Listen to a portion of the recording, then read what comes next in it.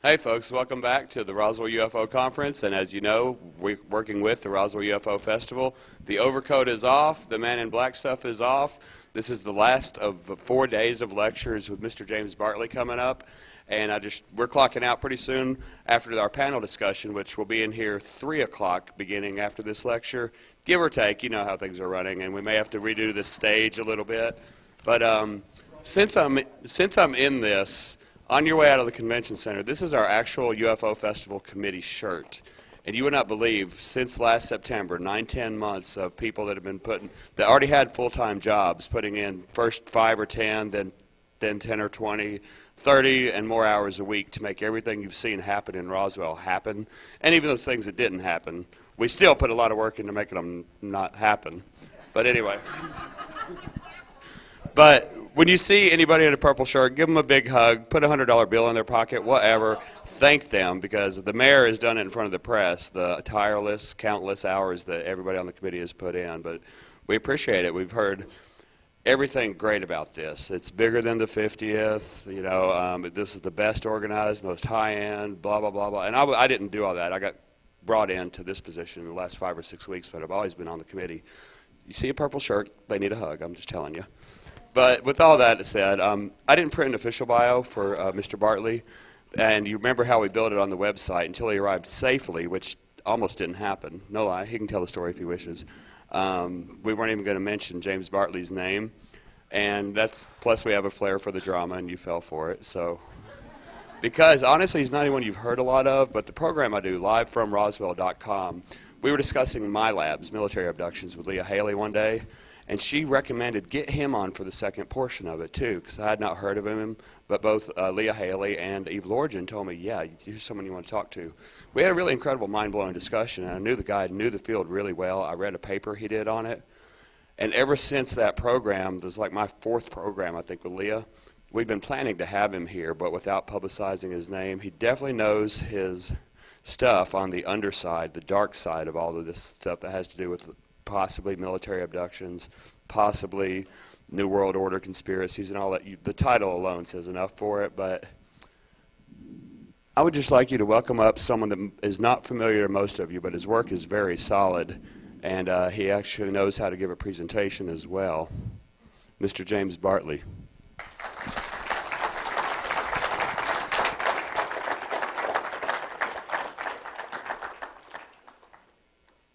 Thank you very much for coming here. Can everyone hear me?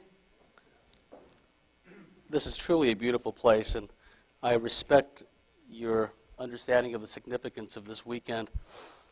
You could have been anywhere this weekend, but you chose to be here.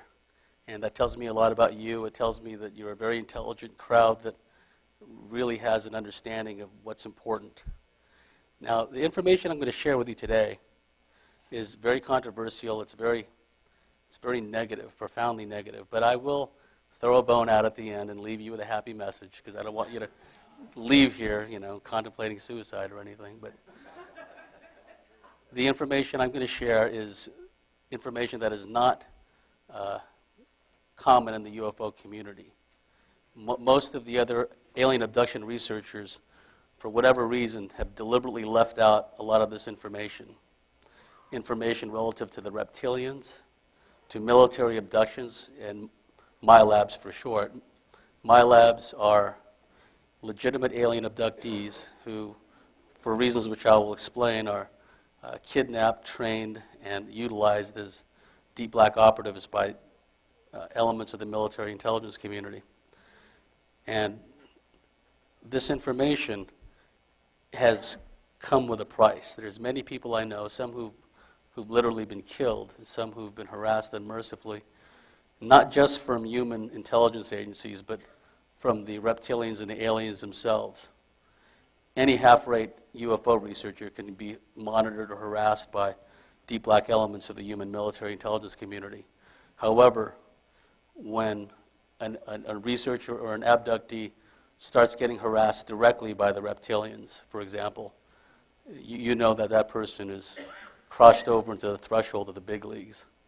And I will go into details about that in my talk. Now, before I delve into the speech, there's certain issues that I need to raise. one of which is the issue of credibility.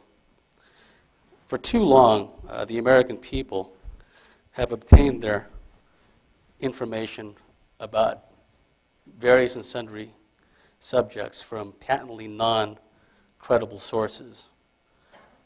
And just to give you a few examples, I'd like to share from history examples where the academic community, the scientific community, and establishment historians have all collaborated to, in effect, dumb down the public.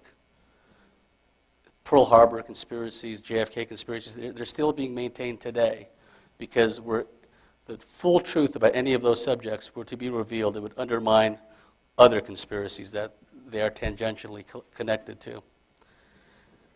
Now, one of the problems I've always had is with people who are always trying to big shot me.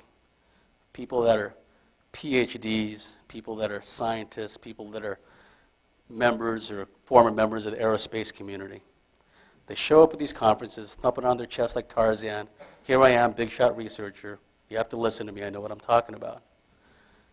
Time after time, in examples such as the MIA issue, missing prisoners of war, atomic veterans who've been utilized in radiation experiments or have taken part in above-ground atmospheric nuclear tests, veterans of the Southeast Asian conflict that were afflicted with what's been known as the Agent Orange syndrome from exposure to dioxin, and most recently, Gulf War syndrome, which has come about through the use of an anthrax vaccine. There's an excellent book about the subject called Vaccine A, written by someone named Matsumoto. And what all these subjects have in common is when these people that have been afflicted with one sort of ailment or another has come forward to the VA department, to the rest of the medical scientific community, what has always happened without exception is that some establishment shill, some scientist, some academic always pops up and dismisses out of hand the claims of the sufferer of Agent Orange, the sufferer of the radiation experiments, the sufferer of the anthrax vaccine. There's a gigantic dung heap of these establishment shills that have sought to suppress and downplay and marginalize any information which contradicts the official spin. Most often as not, the excuse has been used of a psychological disorder, a psychological aberration on the part of veterans suffering from Gulf War syndrome, veterans suffering from Agent Orange exposure. Things such as the deliberate disappearance of military records of some of these individuals who've suffered from radiation exposure has been utilized.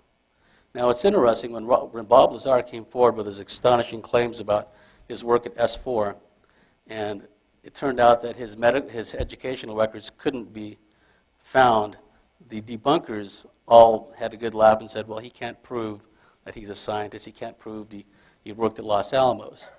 But that modus operandi has been used against people who've been exposed to radiation, who've been exposed to dioxins from Agent Orange, who've been exposed in a number of other instances. It's not a new method of